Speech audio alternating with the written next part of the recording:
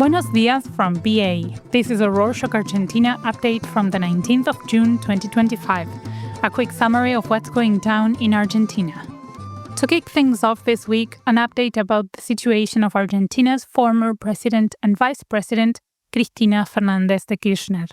Picking up from last week's episode, the Supreme Court confirmed Cristina's 6-year prison sentence and lifelong ban from running for elections on the basis that she had irregularly granted public work contracts to Lázaro Báez, a businessman who was close to her and her husband, late President Néstor Kirchner.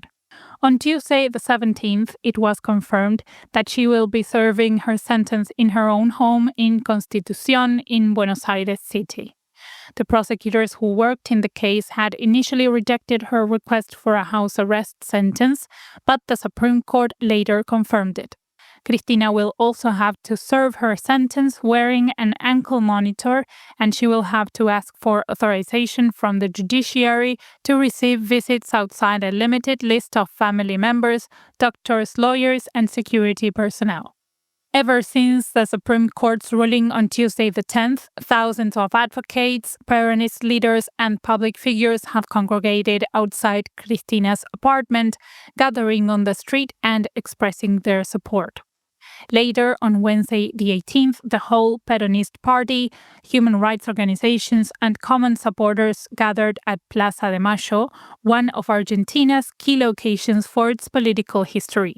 It is estimated that more than 500,000 people marched to express their disagreement with the Supreme Court's decision and their loyalty and support for the former president. Thousands of people marched in other cities across the country, but also outside Argentina in cities including Bogotá, New York, and Paris.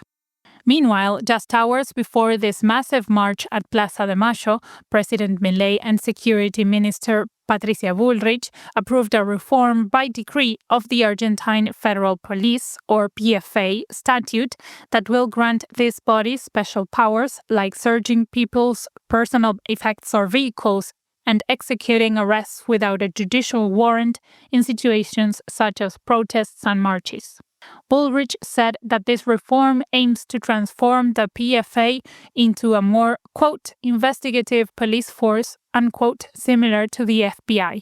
She added that the PFA will also be able to execute social media sweeps and access public databases to prevent possible crimes and dismantle criminal organizations. The decree offers vague context in which these actions could be conducted. Going back to political leaders under investigation, the Argentine Anti-Corruption Office ruled that President Milei is innocent of breaking any laws in the Libra crypto gate. On Friday 13th, the office decided that Milei did not go against the ethics of public office when in February 2025 he spread the news and backed the launch of the Libra cryptocurrency on Twitter. In the post, President Milei described the currency as an excellent opportunity for investors to fund small Argentinian businesses. After his post, the currency's price soared just minutes after its launch, only to plummet to almost nothing, making thousands of investors lose millions of dollars. Outside Argentina, the case is still under investigation, including in the United States and Spain. Speaking of Argentina's president, Milei condemned Iran's retaliation against Israel on Friday 13th. The president decided to express his support for Netanyahu, Israel's PM, something he has been doing ever since the conflict in Gaza started in October 2023. Milei also criticized the appointment of Ahmed Vahidi as head of the Revolutionary Guard, Iran's main branch of armed forces. Vahidi is one of the main defendants of the bombing of the Argentine-Israelite Mutual Association, or AMIA, in 1994 in Buenos Aires, a terrorist attack that killed 85 people and is still being investigated today.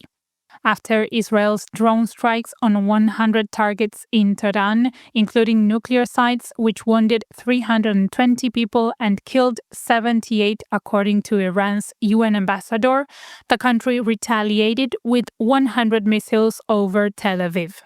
The Argentine president criticized Iran's attack, calling it, quote, vile, unquote. Since we mentioned the terrorist attack, June 16th marked the 70th anniversary of the bombing of Plaza de Mayo in 1955. This tragic event was part of the Liberating Revolution, or La Revolución Libertadora, a period of history during which a large portion of the Argentine armed forces and civil allies plotted against Perón, the Argentine president at the time. In an attempt to kill Perón and take over the government, a group of the Argentine Air Force planned to bomb the Casa Rosada. Due to an information leak in the planning of the attack, a whistleblower alerted the government and a defense was set up, and the coup couldn't be carried out at the time.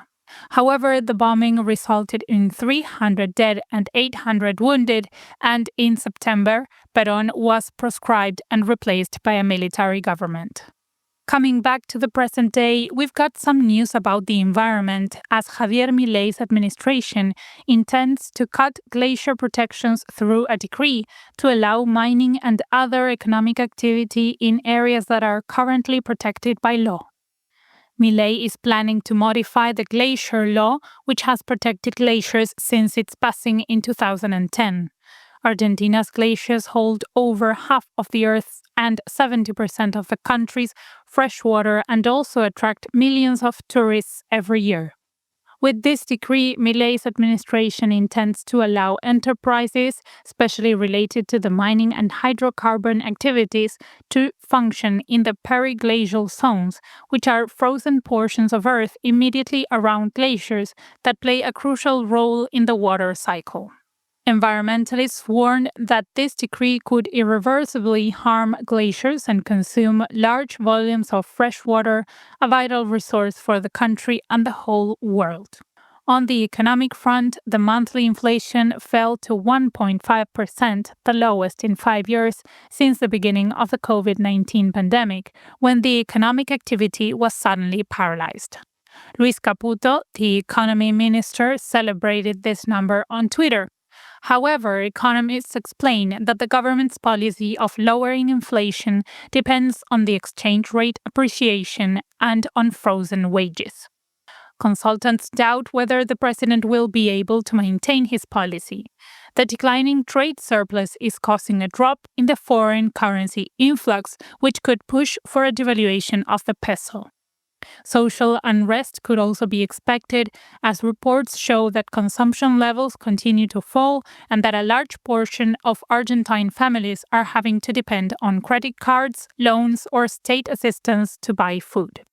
After the acclaimed Argentine series The Eternaut was released, the Grandmothers of Plaza de Mayo organization announced that there was a sudden hike in the number of people consulting them about their identity. The organization, which was created after Argentina's last dictatorship and lawfully took the newborn babies of political detainees, receives the reports of people who suspect that they may have been stolen during this dark period of history and carries out genetic studies to find out the person's true identity.